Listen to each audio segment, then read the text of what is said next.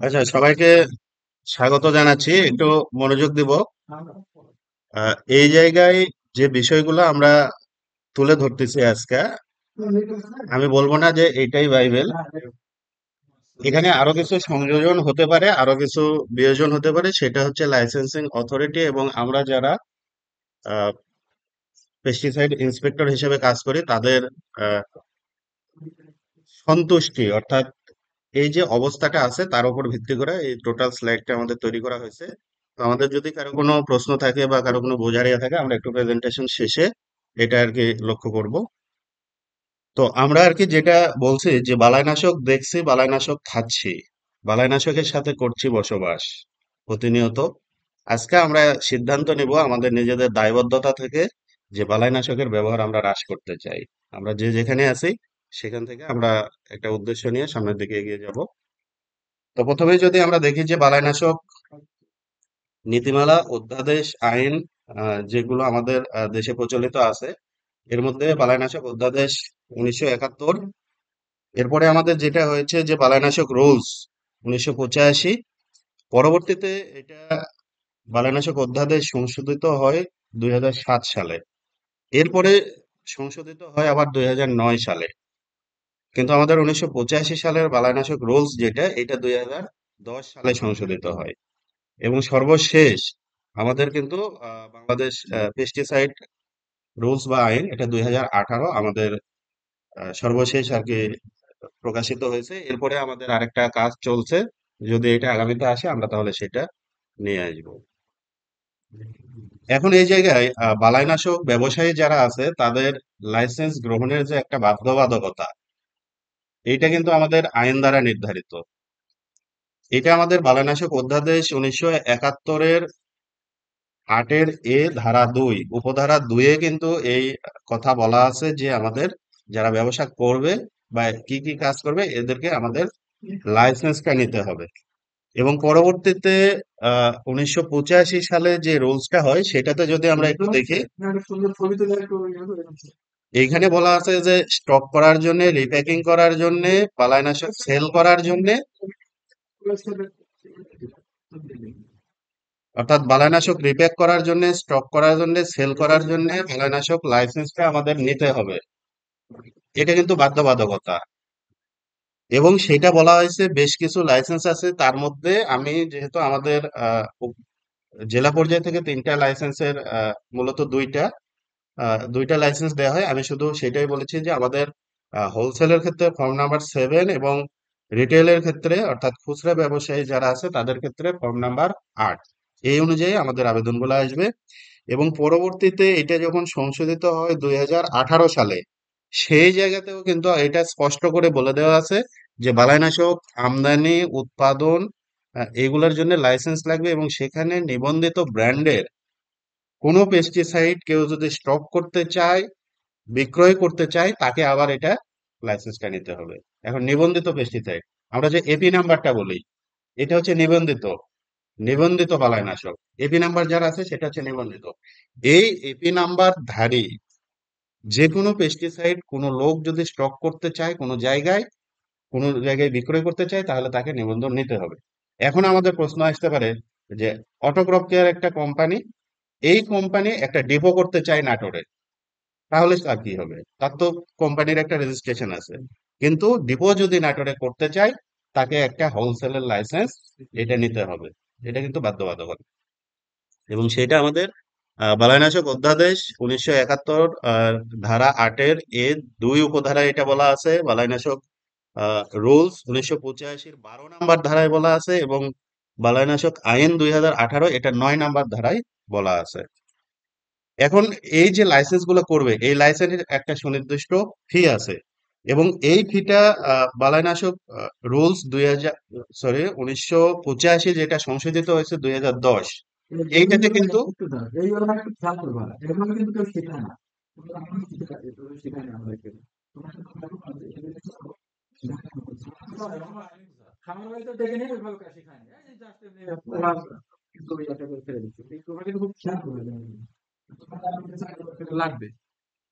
তো বালাইনাশক রুলস 1985 এই সময়ে যে ফিটা ছিল এটা পরবর্তীতে পরিবর্তিত হয় এবং লাস্ট সংশোধিত হয় 2010 সালে। সেটা 9 নম্বর রুলে বলা আছে, রুল 12 এর 1 নম্বর সাব রুল এটা কিছু আছে এবং 3 নম্বর উপধারায় যেটা বলা আছে এই যে লাইসেন্স গুলো পরবর্তীতে আমাদের যেটা হয় যে হোলসেল লাইসেন্সের ক্ষেত্রে আমাদের 1000 টাকা এবং রিনিউয়াল ক্ষেত্রে এটা আমাদের 500 টাকা।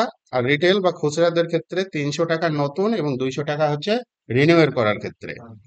এর সাথে কিন্তু প্লাস ভ্যাট আছে, 15% ভ্যাট।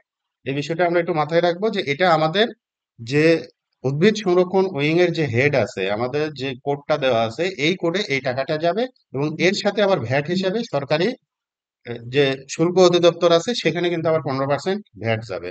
তো এই বিষয়টা আমাদের একটু কনফার্ম করতে হবে। আরো, হ্যাঁ, আরো 45 টাকা এটা আলাদা চালানে আলাদা কোডে এটা আমাদেরকে জমা দিতে হয়। এই লাইসেন্সের মেয়াদ এবং নবায়ন এটা সর্বশেষ আমরা যদি দেখি যে বালাইনাশক আইন 2018 ধারায় 11-তে বলা আছে যে 10-এর অধীন কোনো লাইসেন্স যখন নেওয়া হবে, অর্থাৎ আহ, সোনিয়া ঘুমাচ্ছে নাকি?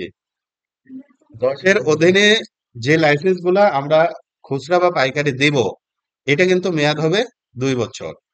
এবং 12 ধারায় আবার বলা আছে যে মেয়াদ উত্তীর্ণের 30 দিনের মধ্যে বিধি দ্বারা নির্ধারিত পদ্ধতিতে লাইসেন্সিং কর্তৃপক্ষের নিকট উহার নবায়নের জন্য আবেদন করিতে পারবে। অর্থাৎ যেই তারিখে তার মেয়াদটা শেষ হয়ে যাবে সেই তারিখের আগে, তার 30 দিনের মধ্যে, 31 তারিখে যদি শেষ হয় তাহলে 1 থেকে 30 তারিখের মধ্যে সে কি করতে পারবে, এই নির্ধারিত পদ্ধতিতে তারা আবেদনগুলা করতে পারবে। 2 ধারায় বলা আছে উপধারা 1-এর অধীন আবেদনের প্রেক্ষিতে লাইসেন্সিং কর্তৃপক্ষ বিধি দ্বারা নির্ধারিত পদ্ধতিতে লাইসেন্স নবায়ন করবে। আর 3 নম্বর উপবিধিতে বলা আছে যে লাইসেন্স নবায়নের পর এটা আবার 2 বছর কার্যকর থাকবে।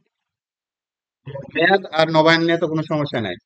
এখন তো অন্তত তোকে বলতে পারবো যে এটা কয় বছর থাকবে বা কোন বিধি অনুযায়ী আমরা লাইসেন্সটা করব বা কেন করব, আসলেই বাধ্যবাধকতা আছে কিনা।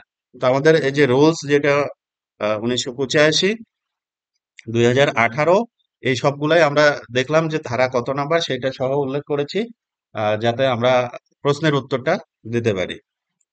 এখন যেটা বলা হয়েছে বালাইনাশক রুলস 1985 এটা 18-তে নাই, কিন্তু 1985 সংশোধিত 10-এ যেটা প্রজ্ঞাপন হয়েছে এটা পরবর্তীতে আর আসে নাই, কিন্তু ওই সময়ে এই একটা রুল দেওয়া আছে যে 11 রুল 15 এর সাব রুল 2 এর পরিবর্তে নিম্নরূপ প্রতিস্থাপিত হবে।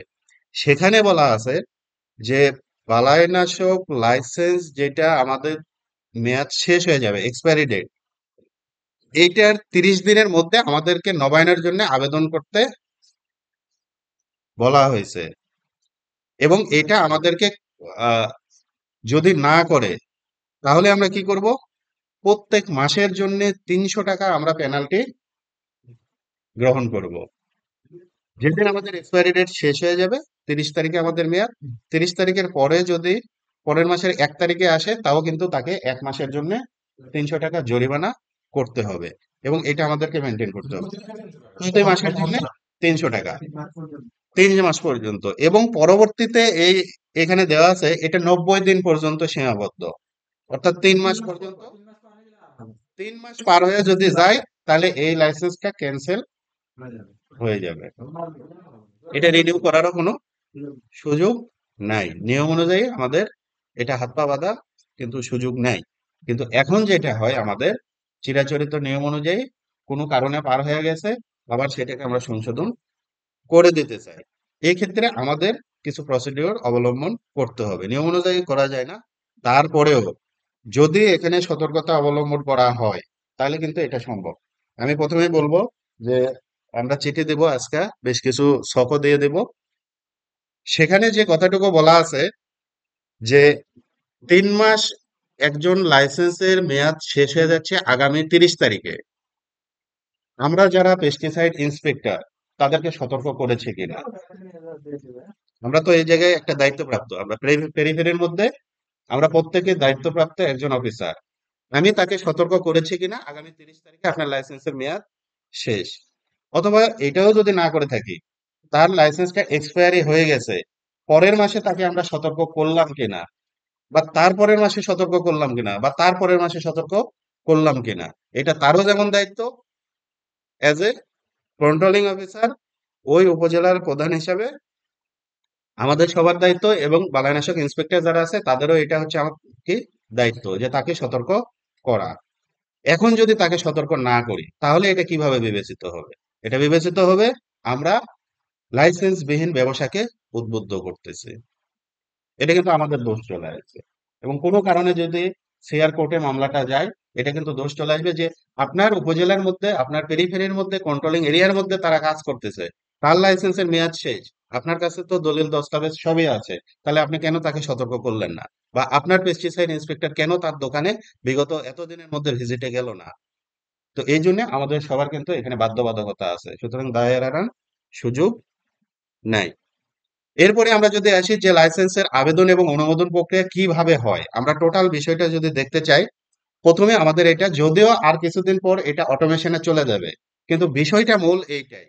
অটোমেশনে গেলেও আমরা যদি না জানি তাহলে কিন্তু অটোমেশনের কাজটা আমরা করতে পারবো না। এবং কি এই বিষয়গুলাই জানতে হবে, সেটা শুধু ফরওয়ার্ডিং যাবে, আবেদন হবে অনলাইনে, কিন্তু প্রক্রিয়াটা আমাদের এইটা। তাহলে উপজেলা কৃষি অফিসে আবেদন করতে হবে। আবেদন করার পরপরই এটা সরাসরি মার্ক করতে হবে সংশ্লিষ্ট ফাইলম্যানকে। এটা যদি এসএবিপিও হয় এসএবিপিও, যদি এইও হয় এইও। এই সময়টা কি করা হবে যে দোকানটা পরিদর্শন করা হবে। দোকান পরিদর্শন করার পর লাইসেন্স প্রদানের কিছু শর্ত আছে, আমরা পরে আসবো সেটা রুলস অনুযায়ী।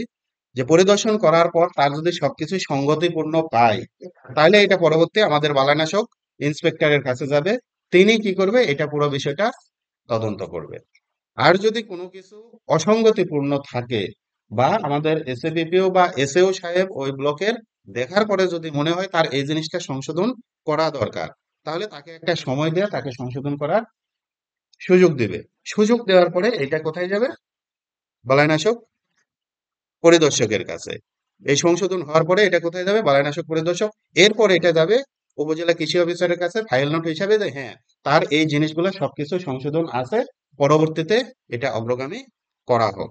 এবং এটা আমাদের চলে আসবে উপপরিচালকের কার্যালয়, এখানে চলে আসবে। এখানে এসে যদি আবার এটা চেক দেওয়ার পর কাগজপত্র সবকিছু যদি সঙ্গতিপূর্ণ থাকে, তাহলে আমরা এখান থেকে লাইসেন্সটা ইস্যু করে দেব। আর যদি এখানে কোনো অসঙ্গতি আবার পাওয়া যায়, আমরা লাইসেন্সটা আবার উপজেলা কৃষি অফিসারের কাছে ব্যাক করে দেব। এটা হচ্ছে টোটাল প্রসিডিউর। এবং অনলাইন অটোমেশন সিস্টেমে ঠিক একই রকম। এটা যখন একজন বিক্রেতা আবেদন করবে অনলাইনে, এটা সরাসরি উপজেলা কৃষি অফিসারের কাছে আসবে। উপজেলা কৃষি অফিসার এটা সংশ্লিষ্ট ফাইলম্যান অথবা সংশ্লিষ্ট ব্লকের যিনি এসএও আছে তাকে মার্ক করবে। তিনি যখন এটা সফটওয়্যারে ঢোকে ওকে করবে, তখন এটা চলে যাবে বালাইনাশক ইন্সপেক্টরের কাছে।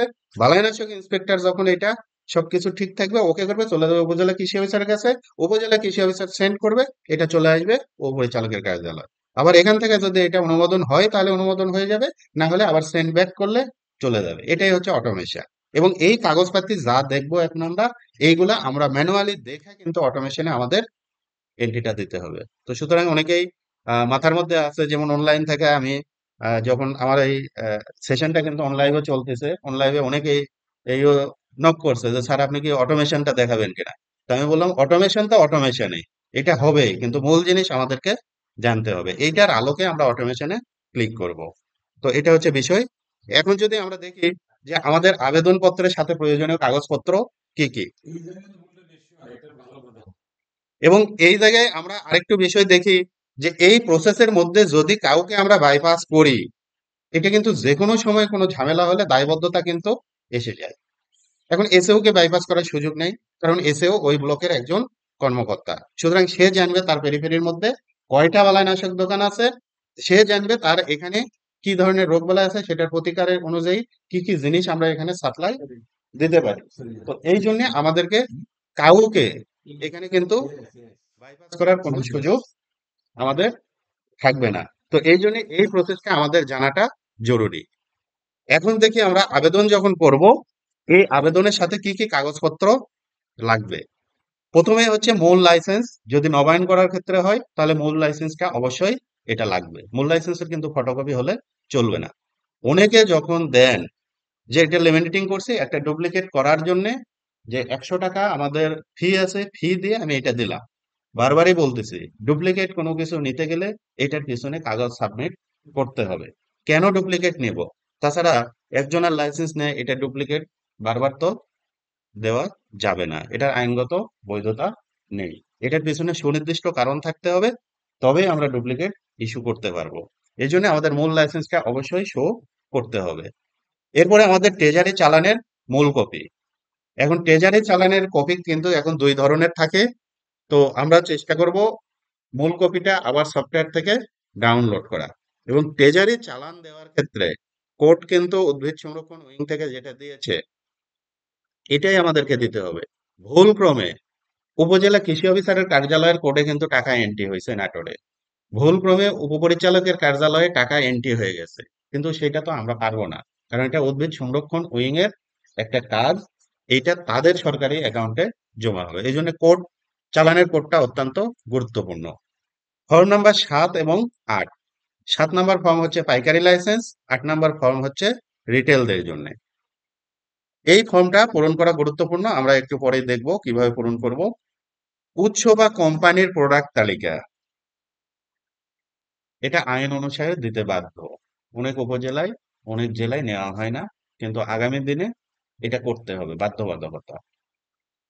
যে উৎস বা কোম্পানির নাম, কোথায় থেকে এটা নিয়ে আসবে এবং এটার তালিকা। অঙ্গীকারনামা, এখানে অনেকগুলো বিষয় আছে, এগুলা ফরম্যাটেড কিছু না, বাট ওই যে বললাম যে licensing authority two B satisfied, এর জন্য কেন স্যাটিসফাইড হতে হবে? যেখানে সে ব্যবসাটা করবে এই প্রিমিসেস, যেখানে সে সংরক্ষণ করবে এই গোডাউন বা এর প্রিমিসেস, অথবা এটাকে স্বচ্ছ রাখার জন্য, পরিষ্কার রাখার জন্য যে কোনো কাগজপত্র বৈধভাবে এটা চাইতে পারে।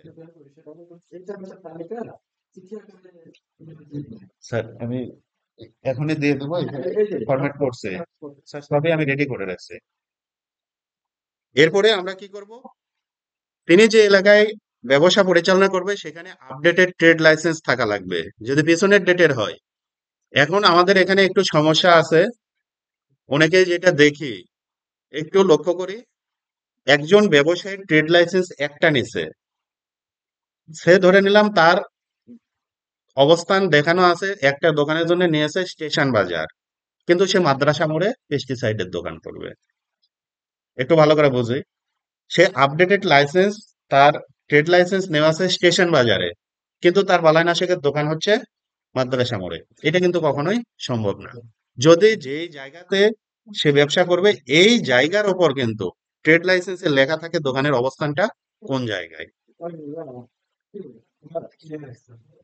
শরীফুল আসছে, আসতে বলি।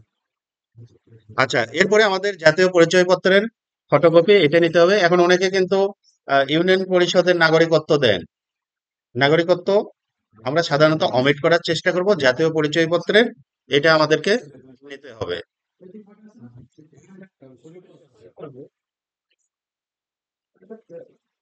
আচ্ছা, এখন আমরা শিক্ষাগত যোগ্যতা, এটা পরবর্তী অ্যামেন্ডমেন্টে আমরা যারা ব্যবসা করব এটা কিন্তু শিক্ষাগত যোগ্যতা লাগবে, কারণ সে যদি পড়তেই না পারে পেস্টিসাইডের এত কঠিন নাম, এটা কিন্তু কখনোই ব্যবসার তাকে দেওয়াই যাবে না, সুযোগই নাই।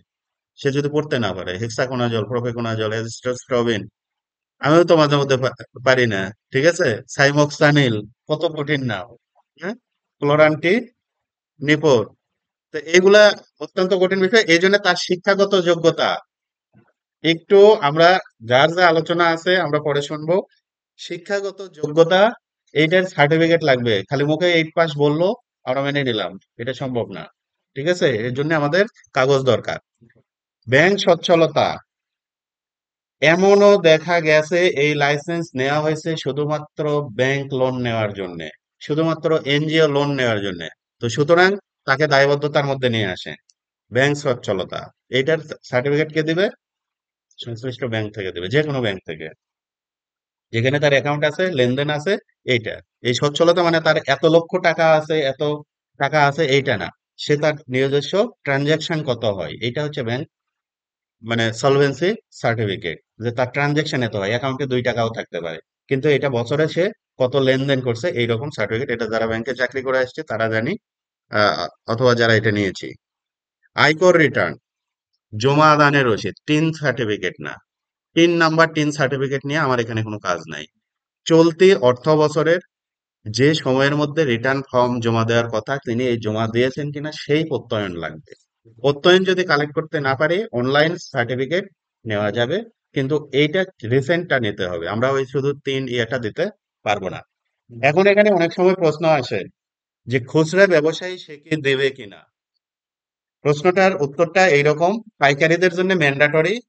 আমরা দেখব যে টিন দেওয়ার যে লেভেলটা, আয়কর রিটার্ন দেওয়ার একটা লেভেল আছে না, কতদূর পর্যন্ত আসলে 0%, এই জিরোর পরে যা হবে আর ব্যবসার মধ্যে যদি এর চেয়ে বেশি টাকা থাকে তাহলে অবশ্যই আমরা দিতে হবে, এবং পাইকারিদের বাধ্যতামূলক। খুচরার ক্ষেত্রেও লিমিট ক্রস করে, এটা আমাদের অবজারভেশনের উপর। তবে যদি আমরা কেউ সবাইকে করতে পারি এটা আমাদের জন্য ক্রেডিট, এটা সরকারের জন্য ভালো। এরপরে যেটা আছে, জমির কাগজপত্র অথবা ভাড়ার চুক্তিনামা, এ কোন জায়গায় দোকানটা দেবে এটা আমাকে জানা দরকার। কারণ এটা হচ্ছে বিষের ব্যবসা, বৈধ বিষের ব্যবসা। এই জন্য সে কোথায় রাখবে এটা আমাদের জানা দরকার। এবং চাইলেই কিন্তু এই দোকান আজকে আছে কালকে ওই দোকানে পার করবে, সে এটা করতে পারবে না। এরপরে আমাদের বালাইনাশক বিক্রয়ের কর্তৃত্বপত্র ফটোকপি, কোম্পানি। এখন একটা জায়গায় একটা দোকানে যে মালামাল পাওয়া যাচ্ছে, আমি অমুক জায়গা থেকে আনছি অমুক জায়গা থেকে আনছি, কার নামে কি এটা কোনোভাবে বোঝার সুযোগ নেই। আবার এই প্রোডাক্টের, সব প্রোডাক্টের 2 নম্বর প্রোডাক্ট যেগুলো থাকে দেখা যায় কি ঢাকা বাংলাদেশ। তা ঢাকা বাংলাদেশ কোথায় খুঁজবো? তো যেই কোম্পানিটা আছে সেই কোম্পানির সুনির্দিষ্ট ঠিকানা সহ কি থাকবে, কর্তৃত্বপত্র থাকবে, এবং এই কর্তৃত্বপত্রের ফটোকপি। পরের যে বিষয়টা আমাদের দরকার, দোকানের ক্যাশ মেমো, স্টক রেজিস্টার, বিক্রয় রেজিস্টার এবং পরিদর্শন রেজিস্টার। আমরা একটু মনোযোগ দিয়ে শুনি যে ক্যাশ মেমো অর্থাৎ,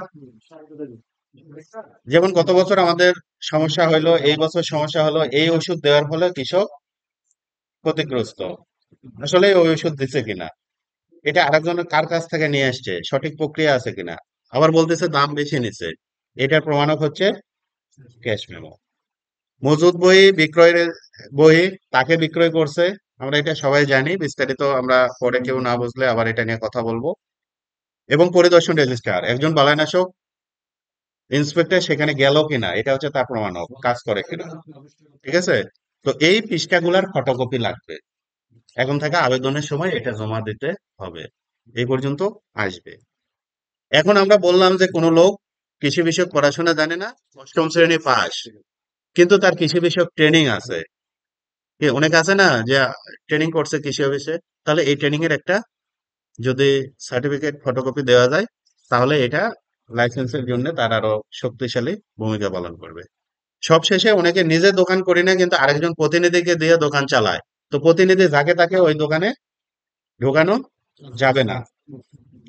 প্রতিনিধি হিসাবে যাকে আমরা নিয়োগ দিব তাকে নিয়োগপত্র দিতে হবে, এবং এইটা কিন্তু সারের ক্ষেত্রেও আছে। তো আমরা যেহেতু পেস্টিসাইড নিয়ে আলাপ করতেছি, আজকে আজকে পেস্টিসাইড নিয়ে বলছি, যে পেস্টিসাইডের দোকানে কোনো প্রতিনিধি যদি থাকে তার দ্বারা যদি আমরা দোকানটা পরিচালনা করতে চাই তাহলে তাকে নিয়োগ দিতে হবে। এখন যদি আমরা আসি, ফর্ম নাম্বার আমাদের এখানে যাব, তার আগে একটা আবেদনের নমুনা আমরা দিয়েছি। আবেদনের নমুনাটা যদি দেখি, এটা অ্যাজ ইউজুয়াল, এই পাশে সংযুক্তি কাগজ কি থাকবে, যেইভাবে সংযুক্তি কাগজ দিব সেইভাবে কাগজগুলো আমরা এখানে কি করব, সাজায় দেব। ভাই কোনো উপজেলার প্রথমে চালান, পরে ইয়া এলোমেলো, এটা হবে না। আমরা স্মার্ট মানুষ, সবাই স্মার্ট অফিসার, এটা পরিবর্তনযোগ্য, এটা বাইবেল যে তা না, এটা দেখানোর জন্য একটা নমুনা। আমরা 7 উপজেলায় 7টা দিব, এখন দিয়ে দিব। তো এই বিষয়টা আমাদেরকে, এই জায়গায় ওপরে কি হবে, এটা উপজেলা কৃষি অফিসারে, কারণ এর আগে কিন্তু অনেক অভিযোগ আছে ডিডি অফিস থেকে ডাইরেক্ট লাইসেন্স হয়ে গেছে, এটার কোনো সুযোগ নেই। কারণ আমাদের ইউনিট অফিস আছে কোথায়, উপজেলায়। উপজেলার মাধ্যম বেঁধে রেখে কোনো লাইসেন্স ডাইরেক্টলি ডিডি অফিস থেকে হবে না, কারণ ওখানে আমার পেস্টিসাইড ইন্সপেক্টর আছে।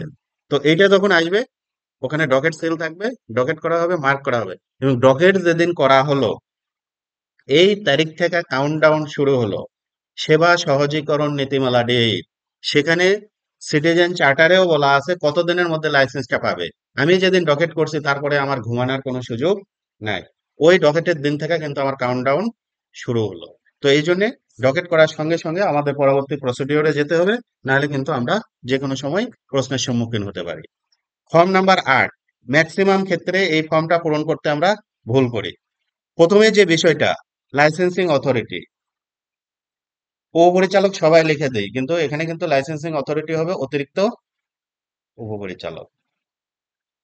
ঠিক আছে, এই জিনিসটা আমরা একটু মাথায় রাখবো। এরপরে যদি আমরা দেখি যে full name and address of the applicant, এখানে নাম ঠিকানা দেই, বাট প্রতিষ্ঠানের নাম দেওয়াটা ম্যান্ডেটরি। এই ফর্ম অনুযায়ী পরবর্তীতে তার লাইসেন্সের উপরে প্রতিষ্ঠানের নামটা আসবে, এবং সেই অনুযায়ী তার বিক্রয় কেন্দ্রটাও আসবে, কারণ লাইসেন্সের 15 নম্বর ফর্মে যে আমরা লাইসেন্সটা দেব, এই 15 নম্বর ফর্মে কিন্তু এটা আছে, প্রতিষ্ঠানের নাম, প্রোপাইটর, তারপরে হচ্ছে ঠিকানা, অর্থাৎ বিক্রয় কেন্দ্র, এইগুলো আছে। তো সুতরাং একটা তথ্য যদি আমরা মিস করি, এটা কিন্তু সম্ভব না। পরবর্তী যে বিষয়টা, এখানে 2, 3 এবং 5 নাম্বার অত্যন্ত কঠিন বিষয়। Source or sources from which pesticide will B obtain, কোথায় থেকে নিয়ে আসবো, এনে খালি এক কথায় টানা লেখা দেই, সরকার অনুমোদিত বা লাইসেন্সকৃত পাইকারি বিক্রেতা। এখন থেকে আমি বলবো আমরা লাইসেন্স দিচ্ছি নাটোর জেলার জন্য, নাটোরের যে কোনো উপজেলা থেকে নিতে পারে, কিন্তু বাট নাটোরের বাইরে থেকে সে নিতে পারবে না, কারণ সোর্সটাকে আমার কি করতে হবে, দেখতে হতে পারে তো, নাকি? তো অন্য জায়গা থেকে যখনই আসবে তখন আমাদের কি হতে পারে, অবৈধ প্রোডাক্ট এর ভিতরে ইনক্লুড করার সুযোগ থাকতে পারে। Quantities of pesticide to be stock for sale, খালি লিখে দিলাম তরল 200 কেজি, 200 লিটার, দানাদার এত কেজি, পাউডার এত কেজি, এটা সম্ভব না, এভাবে হবে না। এবং লাস্ট পর্যন্ত যেটা বলা হয়েছে 5 নম্বরে এই ফর্মের, যা names of the pesticides in which applicant desires to carry on his business, সে কোন কোন পেস্টিসাইডের ব্যবসা করতে চায়, খালি লেখা দেই সরকার অনুমোদিত সকল, এটা সম্ভব না। তাকে বাধ্যবাধকতার মধ্যে নিয়ে আসার জন্য এই আবেদনের সাথে একটা অ্যাটাচমেন্ট ফর্ম আমরা এখন থেকে যুক্ত করব। এটা নিয়ম অনুযায়ী, রুলস অনুযায়ী, এটা কোনো ব্যক্তিগত বিষয় না, রুলস অনুযায়ী। এই ফর্মটায় আমরা এখানে দেখতে পাচ্ছি বাম পাশে কোম্পানির নাম, অথবা এটা যদি আমরা পাইকারি বিক্রেতাদের কাছ থেকে নিই, খুচরা যদি আবেদনকারী হয় তাহলে এখানে খুচরা বিক্রেতার নাম। এরপরে পিএইচপি বা এপি, পিএইচপি এপি তো আমরা বুঝি, এপি হচ্ছে এগ্রিকালচারাল পেস্টিসাইড আর পিএইচপি হচ্ছে পাবলিক হেলথ পেস্টিসাইড। তো যেটা দিয়ে সে ব্যবসা করবে সেইটা, এবং তার নিচে থাকবে তার নাম, ব্র্যান্ড নেমটা আমরা এখানে দেব, এবং কোয়ান্টিটিস। এই জায়গায় তরল কত হবে, কোনটা তরল কোনটা পাউডার, এই জিনিসটা আমরা কনফার্ম করে টোটালটা আমরা কি করব, ফর্মের ওই জায়গাতে লিখে দেব, এত কেজি তরল হতে পারে, এত কেজি, কিন্তু এই ফর্মটা সেখানে অ্যাটাচমেন্ট করা বাধ্যতামূলক। এরপরে 4 নম্বরে বলা আছে situations of the dealers premises where the pesticide will be stored and sold, এক কথায় লেখা দেই বিক্রয় কেন্দ্র অমুক জায়গায়, এটা লেখার কোনো সুযোগ নাই। এইখানে আমাদের ম্যান্ডেটরি ভাবে এটার ওয়ালটা কিসের, এই ঘরের মেঝেটা কিসের, এটার ছাউনিটা কিসের, এর দৈর্ঘ্য কত, প্রস্থ কত, উচ্চতা কত, এই দোকানের ডান পাশে কি দোকান আছে, বাম পাশে কি দোকান আছে, সামনে কি দোকান আছে, এখানে র্যাক গুলা আছে, এই র্যাক গুলা কি আমাদের গ্লাস যুক্ত নাকি গ্লাসবিহীন, দৌড়ায় এসে একজন পেস্টিসাইড নিয়ে খাইতেই পারে, আচ্ছা সেটাও না খাইলো, ওই যে র্যাকটা রাখছে, এই র্যাকের উপরে পেস্টিসাইড গুলা সাজানো আছে, লিকুইডটা উপরে থাকবে নাকি পাউডারটা উপরে থাকবে, এটা সুনির্দিষ্ট নিয়ম আছে, ইচ্ছা মতো রাখা যাবে না। এবং এখানে একটা বোতল কোনো কারণে লিক হয়েছে, এই লিক হওয়ার কারণে পেস্টিসাইডটা চুয়ে নিচে পড়ে গেছে, এখন এটা যদি সংশ্লিষ্ট এমন ম্যাটেরিয়ালস দিয়ে একটা তৈরি করা হয়, এটা সোক করছে, তাহলে পরের দিন কি সে এটা ফেলাই দেবে, দেওয়ার তো সুযোগ নেই। তাহলে এখান থেকে সে পরবর্তীতে হ্যাজার্ড, হেলথ হ্যাজার্ড হতে পারে, এবং সে অসুস্থ হয়ে যেতে পারে, অন্যের জন্য ক্ষতি হতে পারে। এই জন্য কি প্রোডাক্ট দিয়ে সারা তৈরি করবে বা কি জিনিস দিয়ে, এটাও কিন্তু সুনির্দিষ্ট, অর্থাৎ এমন কোনো জিনিস দিয়ে র্যাক, আলমারি এগুলো তৈরি করা যাবে না যেটা পেস্টিসাইডটাকে সোক করতে পারে। এটা হতে পারে গ্লাসের, হতে পারে স্টিলের, কাঠ দেওয়া হলেও কিন্তু সেটা সম্ভব না। এবং এই জিনিসগুলা প্রিমিসেসে কি কি থাকার কথা, এই জিনিসগুলো এখানে আমাদের সুনির্দিষ্ট করতে হবে। এক কথায় খালি অমুক জায়গায় বিক্রয় করব, তাইলে কিন্তু হবে না। পরের যে বিষয়টা আছে রিনিউ এর ক্ষেত্রে খালি লেখা দেই নবায়ন, নবায়ন লেখার সুযোগ নাই। এখানে আমাদের অনেক অফিসার জড়িত, সবাই এটা আমরা দেখে দেখে পার করতেছি। এখানে আগের লাইসেন্সের নাম্বারটা কত, মেয়াদ উত্তীর্ণের তারিখ কত, এটা সুনির্দিষ্ট করে লিখে দিতে হবে। যেহেতু আমরা ওইটা কি করব, অ্যাটাচমেন্টে দেব। নতুনের ক্ষেত্রে এটা সেই সমস্যা নেই। পরে যেটা আছে আমাদের ফর্ম নাম্বার 7, এটা একটু ভুল হয়ে গেছে যে 8, এটা পরিবর্তন করতে ভুলে গেছি। এটার ক্ষেত্রেও ঠিক একই রকম আহ, বিষয়গুলো থাকবে। এই জায়গাতে আমাদের কাজটা করতে হবে যে is the applicant a new কামার, মানে যিনি পাইকারি লাইসেন্স করতে চায় ইনি কি নতুন ব্যক্তি কিনা। আমরা ধরে নিলাম কোনো কোম্পানির একটা ডিপো হবে এখানে, তাহলে সে নতুন কিনা। যদি নতুন হয় তাহলে তাকে আবার 3 number, if is the name of the, if the principles, if any, home he represents, কাকে রিপ্রেজেন্ট করতেছে। এটা যদি সিনজেন্টা কোম্পানির ডিপো হয় তাহলে এই ডিপোর জন্য অ্যাপ্লিকেশন করতে পারবে সিনজেন্টা কোম্পানির অথরাইজড কোনো অফিসার, কোনো ব্যক্তির এখানে হবে না। এবং মাস্ট তাকে এখানে অ্যাপ্লিক্যান্টের জায়গায় সিল মারতে হবে যদি কোম্পানিকে প্রতিনিধিত্ব করে। কিন্তু সিনজেন্টা বাংলাদেশ লেখা আছে, সিনজেন্টা বাংলাদেশ নামে করিম মোল্লা শরীফ মোল্লাকে আমি লাইসেন্স দিতে পারবো না, কারণ ওইটা একটা ব্র্যান্ড, ওইটা একটা প্রতিষ্ঠান, এই প্রতিষ্ঠানের নামে আরেকজনকে কিন্তু লাইসেন্স দেওয়ার সুযোগ নাই। এই বিষয়টা আমাদের একটু মাথায় রাখতে হবে। এবং 6 নম্বরে যেটা আছে, the pesticide for which the applicant desires to carry on his business, কি কি সে বিজনেস করতে চায়। আমরা অনেক সময় কি করি, খালি লিখে দেই সরকার অনুমোদিত বালাইনাশক, এটা লেখার সুযোগ নাই। এবং 7 নম্বরে দেয় কি কি পরিমাণ, এটার জন্য আমরা একটা ফর্ম ডেভেলপ করছি। আচ্ছা, ফর্ম নাম্বার 8, এটার ক্ষেত্রেও ঠিক একই রকম অবস্থা। এই জায়গায় আমরা ফর্মটা ডেভেলপ করছি যে 2, 6 এবং 7 নাম্বার আন্ডার ফর্ম 7, এই তথ্যগুলো এখানে লাগবে। কোন কোন কোম্পানির জন্য সে পরিবেশক হিসেবে কাজ করবে, কি কি প্রোডাক্টের জন্য, এটা ম্যান্ডেটরি আমাদেরকে দিতেই হবে। এরপরে যে ডিলার প্রেমিসেস যে বিষয়টা আছে, এই জায়গায় if the applicant has been in trade, যদি সে ট্রেডে থাকে, শারমিন, যদি কোনো ব্যবসায়ী ট্রেডে থাকে, ট্রেড বলতে সে পাইকারি বিক্রেতা আছে, এখন কি করবে, নতুন করে আবার রিনিউ করবে, তাহলে নিয়ম অনুযায়ী এখানে বিগত 2 ক্যালেন্ডার ইয়ারের তথ্য আমাকে দিতে হবে। সে কতটুকু স্টক করছে পাইকারিদের ক্ষেত্রে, কতটুকু সে হ্যান্ডলিং করছে এই প্রিমিসেসে, এই তথ্যটা দিতে হবে। এখন আমরা অনেকে এটা দেখি না, পড়ি না, যার কারণে এগুলা ওভারলোড করা যায়, এত ঝামেলা কে পোয়ায়। কিন্তু নিয়ম অনুযায়ী এইটা ফর্মের সুনির্দিষ্ট হয়েছে, বিগত 2 বছর ক্যালেন্ডার ইয়ারে এটা আমাদেরকে করতে হবে পাইকারিদের ক্ষেত্রে। এরপরে এই জন্য আমরা একটা ফর্মও ডেভেলপ করছি, এটা 1 ক্যালেন্ডার ইয়ারের জন্য এই তথ্যগুলো আমরা কি করতে পারবো, নিতে পারবো। পেছনে ঘুমাইলে তো হবে না, এরপরে কিন্তু আর এগুলা নিয়ে আমি কথা বলবো না।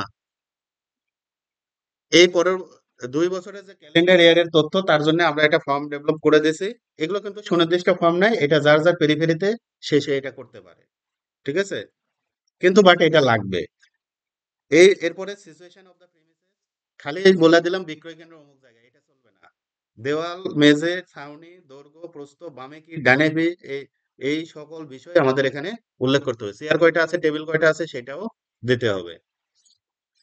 এরপরে সে পুরাতন লাইসেন্স যদি আমরা করতে চাই, নবায়ন করতে চাই, তাহলে আগের লাইসেন্সের নাম্বারটা অবশ্যই দিতে হবে। এবং এই যে ফি টাকার যে কোড, ফর্ম কিন্তু আগের পুরাতনটাই চলতেছে, এখানে এই যে কত কোডে অ্যাকাউন্ট হেডটা কিন্তু দিয়ে দেওয়া হয়েছে। এটা সর্বশেষ আমাদের 1985 রুলস, এটা যে সংশোধিত হয়েছে 2007 সালে, সেই অ্যামেন্ডমেন্টে এটা আছে যে ওখানে অনিষ্টকারী কীটপতঙ্গ হেড, এটা পরিবর্তে এখন এই কোডটা লাগাইতে হবে। সেটা আমাদের কিন্তু এখনো পুরাতনটা দিয়ে চলছে। এরপরে আমাদের এইও সাহেবরা একটা তদন্ত করবে, এসএও সাহেবরা করবে। এসএও সাহেব, এইও সাহেব তদন্ত ফর্ম একটা দুইটা হবে কিনা এটা নিজ নিজ এলাকার উপর, এটা কর্তৃপক্ষের উপর নির্ভর করে। তবে আমরা চাই এমন একটা তদন্ত ফর্ম করার জন্য যেখানে সবার কি থাকবে, দায়বদ্ধতা থাকবে, সবার গুরুত্ব থাকবে। তো আমরা একটা তদন্ত ফর্ম যদি দেখি, ব্যক্তিগত তথ্য, ব্যক্তিগত তথ্যের মধ্যে যিনি আবেদন করবে তার এইগুলা তথ্য থাকতে হবে। এখন অনেকে বলতে পারেন যে পেশাটা কেন, এখানে বালাইনাশক আমরা এরপরে দেখবো যে কন্ডিশনের মধ্যে সুনির্দিষ্টভাবে দেওয়া আছে সার্ভিস অর বিজনেস, সে কার মধ্যে আসে, কারণ গভর্নমেন্ট অফিসার যদি হয়, গভর্নমেন্ট এমপ্লয়ি যদি হয়, তার পেরিফেরির মধ্যে সে ব্যবসা করতে পারবে না। সুতরাং এই প্রতিবেদনে অবশ্যই পেশাটা নির্দিষ্ট করে থাকতেই হবে। আর আর্থিক অবস্থা এটা সচ্ছল বললে সচ্ছল, বাট ব্যাংক সলভেন্সি কি লাগবে, সার্টিফিকেট লাগবে। এরপরে তথ্যটা যদি দেই প্রতিষ্ঠান সংক্রান্ত, এই প্রতিষ্ঠানের নাম কি, বিক্রয় কেন্দ্র বা গোডাউন কোথায় অবস্থিত, সেই জমি কোন ইউনিয়নে, কোন ব্লকে। কারণটা হচ্ছে কি, পেস্টিসাইড আইনে আমরা একটু পরে দেখব যে একটা লাইসেন্স দেওয়ার ক্ষেত্রে আমাদের কি কি বিষয় বিবেচনা করতে হয়। এখন আমার উপসহকারী কৃষি কর্মকর্তা বলতে পারে না তার ব্লকের মধ্যে কয়টা দোকান আছে, উপজেলা কৃষি অফিসার বলতে পারতেছে না, তাহলে কার জন্য সুপারিশ করবে, আমার পেস্টিসাইড ইন্সপেক্টর, তিনি কিন্তু দেখতে পারতেছে না যে এই ব্লকে কি কি আছে, এখানে আর লাইসেন্স দিব কিনা। এটা লোকাল সিদ্ধান্ত, লোকাল ম্যানেজমেন্টের সিদ্ধান্ত, আমরা কত হেক্টর জমির জন্য একটা লাইসেন্স দিব। নাহলে প্রত্যেকদিন লাইসেন্স আসবে, প্রত্যেকদিন আমরা দিয়ে যাব বিষের ব্যবসা অনুমোদন, এটা তো হয় না। এই জন্য এই বিষয়টা আমাদের লোকাল অথরিটি চিন্তা করবে, আমরা দেখবো একটু পরে আইনে। তো এই তথ্যগুলো দিতে হবে। যদি গোডাউন ভাড়ার হয় তাহলে এটা ভাড়ার চুক্তিবদ্ধ থাকতে হবে, নাহলে আজকে যার থেকে নিলাম ও কালকা বলতেছে এখান থেকে বের হয়ে যাও, দোকান আরেক জায়গায় করবো, স্যার আমি কি করব, এই সুযোগ নেই। চুক্তি কয় বছরের। বিক্রয় কেন্দ্র এবং গোডাউনের বিবরণ সুন্দর পরিষ্কার পরিচ্ছন্ন এগুলো লেখার সুযোগ নেই, বি স্পেসিফিক স্মার্ট, নির্দেশনা অনুযায়ী সাইনবোর্ড আছে কিনা, দেওয়াল দৈর্ঘ্য প্রস্থ ডানে বামে ওই জিনিসগুলাই এখানে থাকবে, উনি অ্যাপ্লিকেশনে যেটা লিখছে সেটা সঠিক লিখছে কিনা এটা যাচাই করা আমার অফিসারের দায়িত্ব এবং কর্তব্য। ঠিক একই সাথে সুরক্ষা সামগ্রী, এখানে শুধু সাবান পানি না, পিপিই থাকতে পারে, মাস্ক থাকতে পারে, হ্যান্ড ওয়াশ থাকতে পারে, যত যা কিছু লাগানো যায় আমরা এর ভিতরে দিব। এখানে আরো গুরুত্বপূর্ণ বিষয়, এখন উদ্ভিদ সংরক্ষণ উইং এর নির্দেশনা আছে, জৈব বালাইনাশক কর্নার সুনির্দিষ্ট করা আছে কিনা গুরুত্ব দিতে হবে। এখানে মেয়াদ উত্তীর্ণ বালাইনাশক যদি রাখে সে কোন সাইডে রাখবে, পিছনে নাকি কোন পাশে, এটা আলাদা চিহ্নিত করা আছে কিনা, ট্যাগ করে রেখা দিতে হবে। আন্দাজে বললো যে স্যার এই সময় এখানে রাখছি, কালকে ইয়ে করলাম, এটা হবে না, এগুলো আমাদের দেখতে হবে যে এটা সুন্দরভাবে আছে কিনা। ইন্সপেক্টরের দায়িত্বই হচ্ছে এগুলো দেখা। গোডাউন পরিষ্কার পরিচ্ছন্ন সুসজ্জিত আছে কিনা এটা আমাদেরকে দেখতে হবে। এখন যদি নথিজাত অবস্থায় দেখি তাহলে কি থাকবে, ঢালাইনাশক লাইসেন্সের সত্যায়িত ফটোকপি, খালি ফটোকপি করে দেওয়ালে এক জায়গায় টাঙ্গায় রাখলে হবে না, এটা আমার ইন্সপেক্টরের সত্যায়িত লাগবে, উপজেলা কৃষি অফিসার অথবা এইও সত্যায়িত হতে হবে। এরপর কর্তৃত্বপত্র সংরক্ষণ করেছে কিনা একটা ফাইলে, মূল্য তালিকা টাঙানো আছে কিনা, প্রত্যেক কোম্পানির মূল্য তালিকা আছে এবং এটা আইন অনুযায়ী পণ্যের খুচরা এবং পাইকারি মূল্য এটা নির্ধারণ করতে বাধ্য প্রত্যেকটা কোম্পানি, এবং কোম্পানির মূল্য তালিকা থাকতে হবে। এরপরে বিক্রয়ের ক্যাশ মেমো আছে কিনা, আমরা অবশ্যই আবেদনের সাথে ক্যাশ মেমোর ফটোকপি নিব। সত্যায়িত করতে যদি সমস্যা হয় তাহলে আমি বলবো ভেরিফাইড করে দিতে হবে যে কোনো একটা। এরপরে আমাদের মজুদ বই এবং সংরক্ষণ বই, যদি মজুদ এবং সংরক্ষণ বিক্রয় বই না থাকে তাহলে ওই যে অনুযায়ী 2 বছরের তথ্য কতটুকু স্টক করবে এই তথ্য কিন্তু দেওয়া সম্ভব না। তো সুতরাং এই দুটা সংরক্ষণ করা ম্যান্ডেটরি করতে হবে, তাহলে ওই দুইটা আমরা চলে আসবো। তদন্ত ফর্ম হয়ে যাবে আমাদের 2 পৃষ্ঠা, আগে ছিল 1 পৃষ্ঠা, এখন আমরা 2 পৃষ্ঠায় আসবো। পণ্যের ইনভয়েস, সে মালামালটা আনছে কোথায় থেকে আনছে, এটা ইনভয়েস সে সংরক্ষণ করে কিনা এটাও আমাদের দেখতে হবে, কারণ এটা বিষ, বৈধ বিষের ব্যবসা। ইউনিয়ন পরিষদ বা এর ট্রেড লাইসেন্স এইটা আছে কিনা এটাও আমাদের দেখতে হবে। এটা কিন্তু আমি বারবার বলছি কোম্পানির জন্য না, এটা হচ্ছে বিক্রেতাদের জন্য। যদি আমাদের ডিপো হয় বা ফ্যাক্টরি হয় সেটার ক্ষেত্রে আরো অন্য নিয়ম আছে, আমরা সেটা অন্যদিন সুযোগ পেলে আলাপ করব। এটা শুধু বিক্রয় কেন্দ্র তাদের জন্য, ব্যবসায়ীদের জন্য। আচ্ছা, তার আগে যে বিষয়টা এটা বুঝে, এই বিষয়টা গুরুত্বপূর্ণ, কারিগরি জ্ঞান, স্থানীয় চাষাবাদ সম্পর্কে ধারণা আছে কিনা। এখানে রসুনে এই ওষুধ দেওয়া যাবে না, দৌড়ায় নিয়ে আসলাম আরেকটা ঔষধ, নিয়ে এসে এখানে স্প্রে করে দিলাম, দোষ কার, কৃষি অফিসারের, ডিলারের, নাকি কোম্পানির। ওই প্রোডাক্টটা এটা চলবে কিনা, এখানে কি কি চাষাবাদ হয় এটা সম্পর্কে ওই লোকের ধারণা আছে কিনা, তাকে এটা টেস্ট করার জন্য মৌখিক পরীক্ষা নেওয়া যেতে পারে, ভাইবা নেওয়া যেতে পারে, যা কিছু করা দরকার এটা আমরা করতে পারি। ঠিক আছে। বোতলজাত বা প্যাকেটজাত এটা বিক্রি হচ্ছে, মানে খোলা অবস্থায় প্যাকেট খোলা, প্যারাকুয়েট নিয়ে খুবই খুবই খুবই চিন্তিত। প্যারাকুয়েট নিয়ে প্যারার মধ্যে আমরা সবাই আছি। এবং প্যারাকুয়েট এমন একটা বিষ, এটা মানে খুবই মারাত্মক, যে গতদিনে আমরা যে কোনো মুখের মধ্যে যদি দেয়, ঠিক আছে, খালি দিয়া বের করে দেবে, ঘা হয়ে যাবে। মানে খুবই অত্যন্ত মানে খারাপ। এই জন্য বিভিন্ন দোকানে দেখতেছি 25 লিটারের কন্টেনার খোলা বিক্রি করতেছে। একদম লাইসেন্স দেওয়া যাবে না, বন্ধ, দরকার নেই এত ব্যবসায়ী। এরপরে নিরাপদ ব্যবহার সম্পর্কে তার জ্ঞান আছে কিনা, সে যে হ্যান্ডলিং করতেছে তার হ্যান্ড গ্লোভস বা এগুলো সে দোকানে রাখে কিনা, মাস্ক টাস্ক পরে কিনা, এগুলো দেখতে হবে। এরপরে বিধি আইন বিষয়ে এইগুলা ধারণা কতটুকু আছে, আমাদের ট্রেনিং এর ব্যবস্থা করতে হবে। কৃষি বিষয়ক ওয়ার্কশপ কর্মশালায় সে যোগদান করছে কিনা, এই বিষয়গুলো তার আমার দেখতে হবে। নৈতিকতার বিষয়ে আমাদেরকে একটু দেখতে হবে, তার অনুমোদনহীন বালাইনাশক সে বিক্রয় করে কিনা, নৈতিকতার বিষয়ে আমাদেরকে দেখতে হবে। কৃষকদের সাথে তার আচরণটা কেমন, ঠিক আছে, এটাও আমাদের দেখা দরকার। আশেপাশে 2-4 জনের সাথে আমরা আরো একটু কি করতে পারি, শুনতে পারি।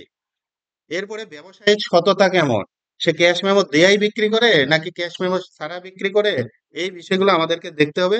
পরিদর্শন বই, সংর- আহ, সংরক্ষণ বই মানে স্টক রেজিস্টার, সেল রেজিস্টার, এই জিনিসগুলো আমাদেরকে রাখতে হবে।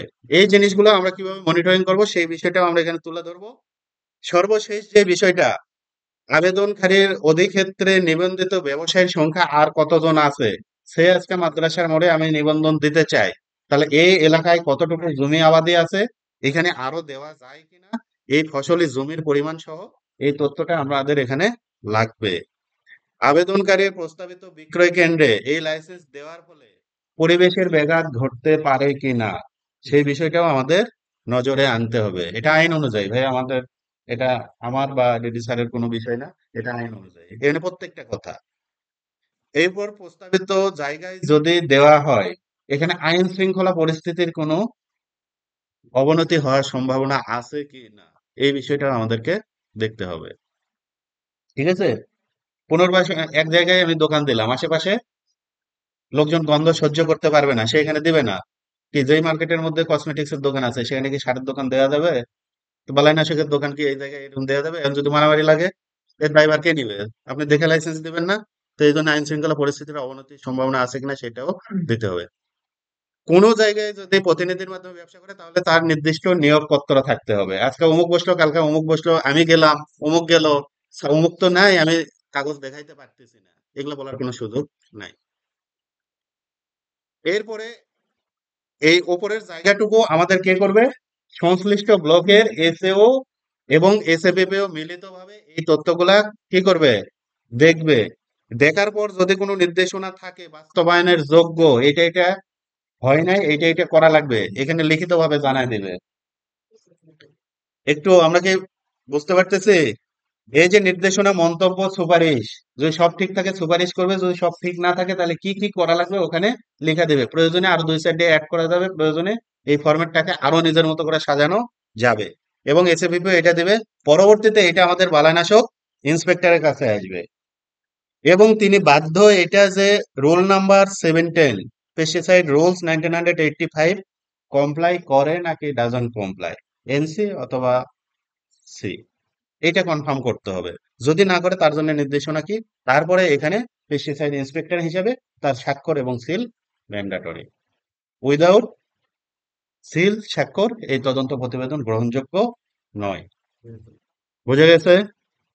তাহলে এইটা কে সিদ্ধান্ত নেবে, কমপ্লাই করে কি করে না। এখন কমপ্লাই করার জন্য পেস্টিসাইড রুলস নাম্বার কত, 1985 এর 17, এইটা এখন আমরা দেখি। এই 17-এ কি বলা হয়েছে, কন্ডিশন ফর লাইসেন্স। এখানে বলা হয়েছে যে licence shall not be granted to any person under this chapter unless the licensing authority is satisfied. কি বিষয়ে স্যাটিসফাইড, টাকা পয়সার বিষয় না। স্যাটিসফাইড হচ্ছে the premises in respect of which the license is to be granted are adequate, equipped, proper storage condition for avoiding any hazards and for preserving property pesticides. এইগুলার বিষয়ে আমাদেরকে নিশ্চিত হতে হবে, এই বিষয়ে স্যাটিসফাইড হতে হবে। তারপরে তারপরে বলা হয়েছে কি, roll number sub roll 2, in granting the licence the licensing authority shall have regard এবং আদার থিংস, অন্যান্য বিষয় তো দেখবেই, তার সাথে কি দেখবে, the number of licences granted in the locality during the year, এই সময়ে কতগুলা লাইসেন্স এখানে আছে, আরো দেওয়ার দরকার আছে কি না। এবং বলা হয়েছে the occupation, trade or business carried out by the applicant, সে কি করে, এই দুটো যদি কমপ্লাই করে তাহলে আমার পেস্টিসাইড ইন্সপেক্টর কমপ্লাই ওই অংশটুকু রাখা, বাকি অংশটুকু কাটিয়ে দিবে। আর যদি মনে চাই এই ফর্মটাকে নিজেরা করে দিব, হাত দিয়ে লেখা দিব ফাঁকা রেখে, তাহলে সেটাও আমরা করতে পারি। ঠিক আছে? তো সুতরাং এখানে কিন্তু সুপ্রিম অথরিটি আমাদের কিন্তু চলে যাচ্ছে কার উপর, সংশ্লিষ্ট এলাকার pesticide inspector according to rules. এরপরে যদি এইটা কমপ্লাই করে বা না করে, তারপরে সে পেস্টিসাইড ইন্সপেক্টর সুপারিশ করতেছে অ্যাকর্ডিং টু রুল 13, এটা রিফিউজ করবে কি করবে না, পেস্টিসাইড মানে লাইসেন্সিং অথরিটি রিফিউজ করবে কি করবে না। এখানে কিন্তু বলা আছে যে giving reasonable opportunity being hard, এটা শুনানি দেওয়া যেতে পারে। কোনো একটা লাইসেন্স যদি আমরা না দিতে চাই, বা এটা যদি ওখান থেকে সুপারিশ আসার পরেও কেন হচ্ছে না, তাহলে আমরা একটা এটার জন্য কি করব, শুনানি দিতে পারি। শুনানি দেওয়ার পরে যদি কোনো কিছু সংশোধন তো হতে হয়, তাহলে সেটা সংশোধন করবে, তারপরে লাইসেন্সটা দিতে পারি। আর যদি কোনো কারণে নাই হয়, লাইসেন্সটা আমরা কি করতে পারবো, ফেরত দিতে পারবো। তবে কথা থাকে, যদি ফেরত দিই, চালান ফর্মে যে টাকা দেওয়া আছে এই টাকা তাকে ব্যাক করতে হবে। ঠিক আছে? যদি লাইসেন্স না থাকে, অনেকের কথা, কি করতে পারি, আইন খোঁজা খোঁজা কোনো জায়গায় পাচ্ছি না। এটা আমাদের পেস্টিসাইড রুলস 2018-তে আছে। ডাইরেক্টলি লাইসেন্সের জন্য কোনো জরিমানা বা ইয়া করার সুযোগ এখানে বলা হয় নাই, ইনডাইরেক্টলি বলা হয়েছে, প্যাসিভলি। সেটা যদি আমরা দেখি, যে এই রুলের 31 নাম্বার ধারায় বলা আছে যে, ধারা ক আছে, এটা আলাদা, খ আছে, এবং ধারা গ যেটা আছে, আমরা এই জায়গায় সব ফেলাইতে পারবো। পরিদর্শককে তার কাজে অসহযোগিতা, ইচ্ছাকৃতভাবে বাধা প্রদান, দোকানে আমাকে ঢুকতে দিচ্ছে না, আরো ওখানে 2-4 জন লোক আছে সামনাসামনি, ঠিক আছে, লাইসেন্স চাচ্ছি, সে দিচ্ছে না, বুঝে গেছে, প্রতিরোধ অথবা অন্য কোনো ভাবে বিরোধিতা করে, এই লাইসেন্স করবেন, করেন নাই, লেখা দিয়ে আসছে, করে নাই, সবকিছুই এর মধ্যে ফেলানো যাবে, এবং তার আলোকে আমরা ব্যবস্থা নিতে পারি। এবং এখানে বলা হয়েছে যে অপরাধ সংগঠিত করলে 75,000 টাকা, অনধিক 1 লক্ষ টাকা, এবং 1 বছরের অথবা অনধিক 2 বছরের কারাদণ্ড দণ্ডিত হতে পারে। মোবাইল কোর্টে অনেক সময় ইউনো এসিলেন্ট জিজ্ঞেস করে কোন ধারায় ফেলবো, তখন এখন তাই মনে রাখবো যে পেস্টিসাইড রুলস এর 18 নম্বর ধারায়, গ ধারায় এটা আমাদের উল্লেখ আছে। কি বোঝা গেছে? এর মধ্যে সবকিছুই ফেলানো যাবে। তাহলে পেস্টিসাইড ইন্সপেক্টর যিনি, তিনি কি করতে পারবেন, এই ধারাটায় ফেলাতে পারবেন। মোটামুটি এই ছিল লাইসেন্সিং বিষয়ে আমাদের বিস্তারিত জানার। পরবর্তীতে আমরা কোনো বিষয়ে যদি প্রশ্ন এরাইজ করে, আমরা সেই বিষয়টা নিয়ে কথা বলতে পারবো।